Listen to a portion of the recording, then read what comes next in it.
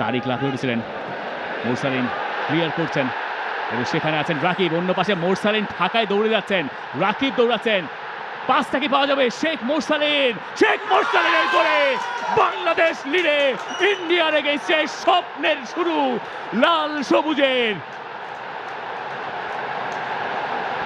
বাংলাদেশ এগিয়ে গেছে, বাংলাদেশ গোল করেছে শেখ মোরসালিন, তিনি গোলটা করলেন। রাকিবকে বলটা ছাড়লেন, রাকিব তার মার্কারদের ছিটকে ফেললেন এবং এরপর যে বলটা বাড়িয়ে দিলেন সেখান থেকেই গ্যালারিতে উঠেছে এই আলোড়ন, কারণ নামটা শেখ মোরসালিন তার গোলে। ক্লাসিক কাউন্টার অ্যাটাক এবং সেই দুজন মিলেই কম্বাইন করলেন রাকিব এবং মোরসালিন। রাকিবের গতিতে ইন্ডিয়া কেঁপে উঠল, কেউ পারলেন না চমৎকার